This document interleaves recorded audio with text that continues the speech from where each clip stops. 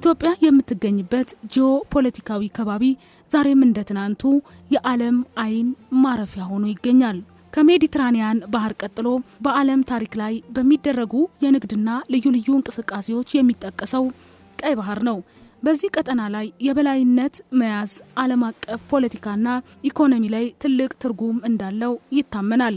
እናም ብዙ ሀገራት ከሌላ የዓለም ዳርቻ መጥተው በቀይ ባህር ዙሪያ የጦር መንደሮቻቸውን ከመመስረት ወደቦቻቸውን ከማልማት የንግድ መስመሮችን ከመዘርጋት ባለፈ በቀጠናው ፖለቲካ ላይ እጃቸውን ከማስገባት ተቆጥበው አያውቁም። ኢትዮጵያ ደግሞ ከቀይ ባህር ጋር አብራ የተፈጠረችና የኖረች ሀገር ናት። ከጥንት ጀምሮ በቀይ ባህር ሲደረግ በነበረው ፖለቲካዊ፣ ወታደራዊና የንግድ እንቅስቃሴ ላይም ጉልህ ሚና ነበራት። ይህ ታሪክ የማይሽረው ሀቅ ነው።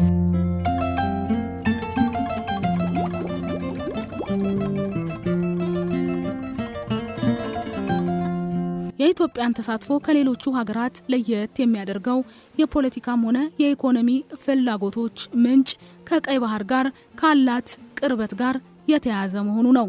አንዳንድ አካላት ቀይ ባህር ላይ ያላቸው ፍላጎት የሚሳካ የሚመስላቸው ኢትዮጵያ ስትዳከም ነው። ይህ ደግሞ ሀገሪቱን ከታሪካዊ ባህር በራቀ መንገድ እውን እንዲሆን ሲያደርጉት ታይተዋል። ይህ ደግሞ እንደ ሉዓላዊ ሀገር ፍጹም ተቀባይነት የለውም። የሀገር ጥቅም በኃይል ወይም በዲፕሎማሲ ተጽዕኖ የማጣት ምንም አይነት ፍላጎት እንደሌለ ደጋግማ የምትገልጸው ኢትዮጵያ ለዚህም ደግሞ ሰላማዊ የተባሉ መንገዶችን የመፈለግ ሂደትን ደጋግማ እንዳሳየችና እያሳየች መሆኑ አመላካች ነው። ከጎረቤቶቿ ጋር በሰጥቶ መቀበል መርህ ተስማምታ እንጂ ከማናቸውም ጋር እሰጣ ገባ ውስጥ በመግባት ጥቅሞችን ማስከበር አትሻም የሚለው የመንግስት አቋም ተደጋግሞ የሚሰማ ነው። ለዚህ ማሳያ ደግሞ የጋራ ፍላጎቶችና የህዝብ ጥቅም በጋራ ለማሳካት ተግባብቶ በሰላማዊ መንገድ መስራት እንደሚቻል ያለፉት የዲፕሎማሲ ታሪኮቿ ምሳሌ መሆን ይችላሉ።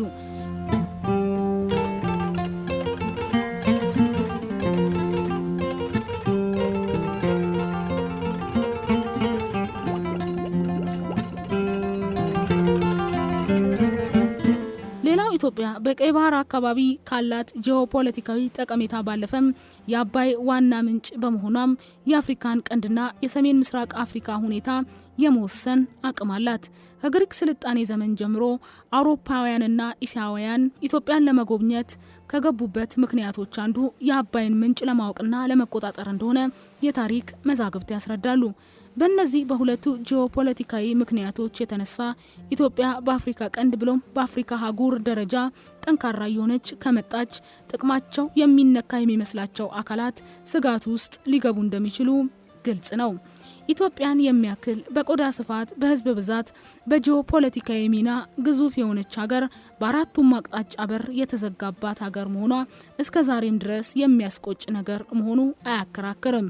እሱ ሳያንስ በሳውዲ አረቢያ አንቀሳቃሽነት የቀይ ባህር ፎረም የሚል 8 ሀገራትን ያቀፈ ቀጠናዊ ጉዳይ ሲቋቋም ኢትዮጵያን ሆነ ብሎ ማግለሉ ዛሬም ድረስ ፖለቲካዊ ሸፍጥነቱ የሚወራ ነው። ቀይ ባህር ምዕራባዊ ጠርዝ በ60ና 70 ኪሎ ሜትሮች ርቀት ላይ ሆና ከ90 በመቶ በላይ የወጪና ገቢ ንግዶችም በዚሁ ባህር ላይ በራሷ መርከቦች እየተከናወነ የዳር ተመልካች መሆን አትችልም፣ አይገባምም ብሎ የሚያስቡ ብዙሃን ናቸው። ከሁሉም በላይ ተወደደም ተጠላ ኢትዮጵያ የአፍሪካ ቀንድም ሆነ የደቡብ ምዕራብ ቀይ ባህር መልቅ አንከር ስቴት ነች።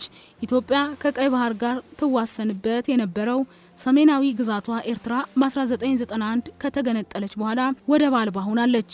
በአሁኑ ወቅትም በዓለም ላይ 44 ወደብ አልባ ሀገራት ያሉ ሲሆን ከነዚህም ውስጥ ብዙ ህዝብ ያላት ኢትዮጵያ ናት።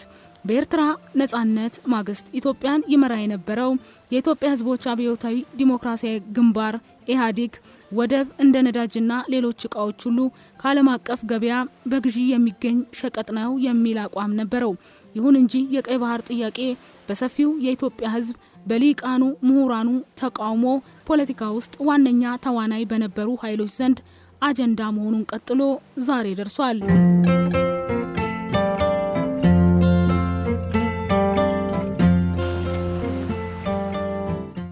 እንዲሁም የኢህአዴግ መንግስት ካበቃ በኋላ የወደብ ጉዳይ ዳግም አሁን ላይ መንግስታዊ አጀንዳ ሆኖ ቀርቧል።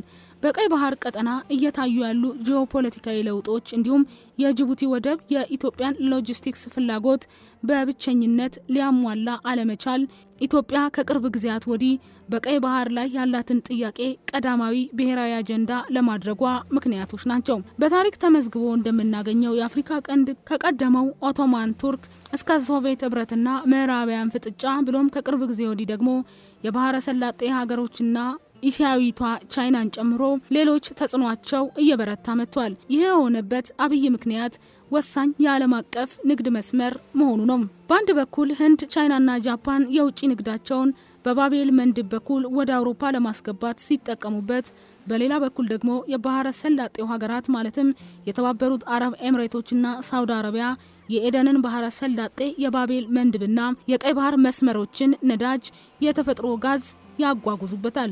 ሌላው የአፍሪካ ቀንድ ዋና የአፍሪካ ገበያ መገበያያ በር መሆኑን በማገልገሉ የዓለም ሀያላንን ለመማረክ ችሏል። በእስያና በመካከለኛው ምስራቅ የሚገኙ ሀገራትም ባለወደብ ከሆኑ ኤርትራ፣ ሶማሊያና ጅቡቲ ጋር የኢኮኖሚና ፖለቲካ ትስስር እንዲያደርጉ አስችሏቸዋል። የአፍሪካ ቀንድ መልካም ምድራዊ ፖለቲካ ፋይዳ የዓለም ሀያላን ሀገራት እሽቅድድም ፍልሚያ አውድማ ሆኗል። በዚህ ምክንያት ከመካከለኛው ምስራቅ በመቀጠል ትልቁ የሀያላን መተጋተጊያ ሜዳም እንደሆነ ነው። እነዚህና ሌሎች ቀጠናዊ አሰላለፎች ታክለውበት ኢትዮጵያ የአፍሪካ ቀንድና የቀይ ባህር ወሳኝ አሰላለፎች ላይ ለመስራት የምትሄድበት ርቀት ወሳኝ ምዕራፍን እንዲሻገር ሁሉም የድርሻውን መወጣት አለበት እንላለን።